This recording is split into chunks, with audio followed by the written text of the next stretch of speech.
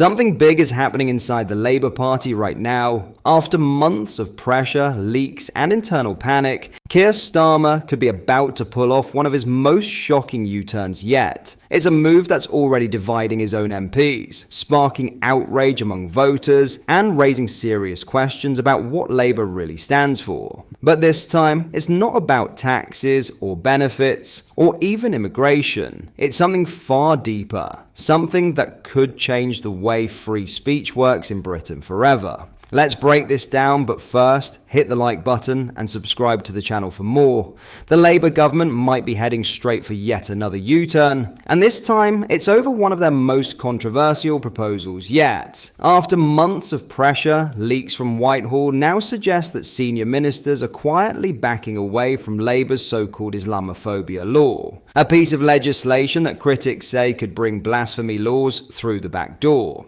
That's right, Britain, a country built on free speech, was about to introduce a law that many feared could criminalize criticism of religion. And now the panic has set in inside number 10. According to The National, key Labour figures have started pulling support from the proposal, including Keir Starmer's right-hand man, Morgan McSweeney, who is said to be adamantly against pushing it forward. Sources close to Downing Street told reporters, it's not that it's been watered down, it's that they're completely changing it. The approach has been toughened up because we're not going to create a blasphemy law, which the government believes is fundamentally wrong. This all comes after the law was originally championed by none other than Angela Rayner, back when she was still in Starmer's inner circle before being effectively sidelined. Rayner's plan was to bring in a legal definition of Islamophobia that would make anti-Muslim hatred a specific crime under UK law. She justified it by pointing to a reported rise in hate crimes against Muslims,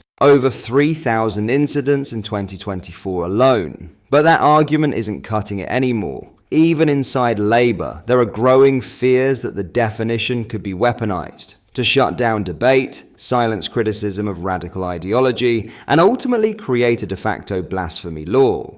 During a GB News discussion with Olivia Utley and Charlie Peters, Fiaz Mughal, founder of Faith Matters, admitted there's a serious divide within Labour. He said, and I quote, "It was clear Angela Rayner was okay with such a definition going through.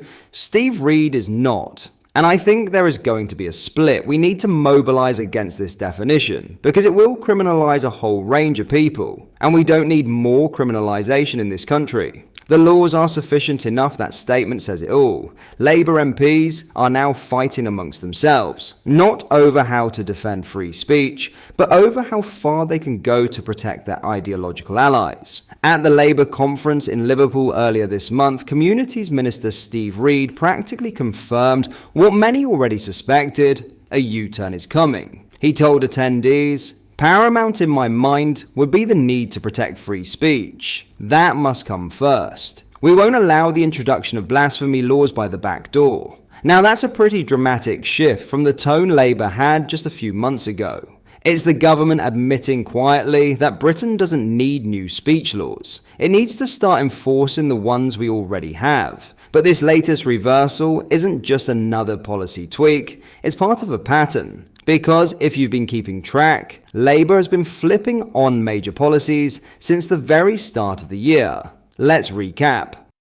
In January, Starmer's government made a humiliating climb down over winter fuel payments after furious backlash from pensioners across the country. By June, Labour caved again, this time on their refusal to hold a national inquiry into grooming gangs. Public outrage forced them to reverse course. And in July, they performed yet another U-turn, this one over welfare cuts after campaigners and even Labour MPs revolted. And now, here we are, looking down the barrel of a fourth major U-turn in less than a year. Each one tells the same story. A government that's completely reactive, terrified of backlash, and utterly incapable of standing on principle. Political commentator Eve McQuillan summed it up perfectly on GB News. She said, "It may not cause a rupture in Labour, but for some MPs, this looks like Labour moving against its moral principles, especially on anti-discrimination." Translation: even within Labour's own ranks, people are beginning to question what the party actually stands for. And that's the real story. story here.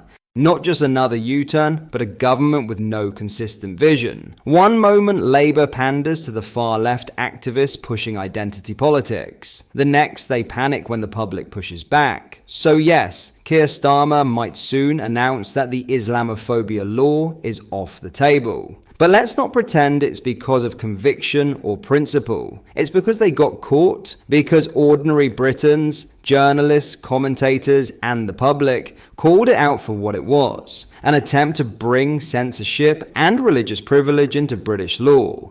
And that's why this latest U-turn matters, because it proves once again that when the people push back, even this captured, confused government has to listen. In other news, Nigel Farage has launched a blistering attack on Labour's plans for a digital ID system, describing the proposals as sinister and warning that they could mark a dangerous shift in how the state interacts with its citizens. Speaking during his GB News programme, the Reform UK leader expressed alarm at what he sees as a growing government appetite for surveillance and control, urging the public to remain deeply sceptical about the true intentions behind the initiative. It is very, very important not to believe a single word that Keir Starmer says, Farage told viewers, accusing the Labour government of expanding the scope of the scheme under the guise of administrative reform. The cat is out of the bag, he said, pointing to comments made by Labour's Work and Pensions Secretary Liz Kendall, who had recently defended the proposals in the House of Commons. Kendall told MPs that the introduction of digital ID is about far more than replacing numerous bits of paper, arguing that the policy is designed to modernise the relationship between citizens and the state. It's about changing the way the state interacts with its citizens. The second reason for introducing digital ID is to offer greater security and actually greater control over your own data, she said. But for Farage, those remarks revealed something much darker about the true intent of the policy. It's about changing the way the state interacts with its citizens. I find that sinister, he warned. This isn't about convenience, this is about control. The veteran broadcaster and politician was joined in the discussion by former Brexit Secretary Sir David Davis, who echoed Farage's concerns and suggested the digital ID proposals form part of a broader pattern of creeping state surveillance. Remember the drone surveillance? They took your bank account away, Sir David said. You know why? Because they wouldn't tell you, would they? That was the point, they wouldn't tell you.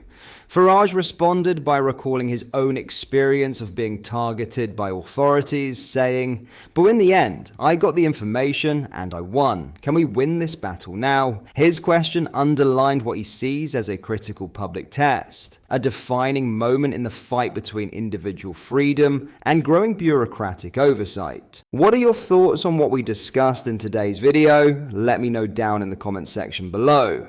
If you've not yet already, make sure you do drop a like on this video and subscribe to the channel for more British content. Thank you, take care, goodbye.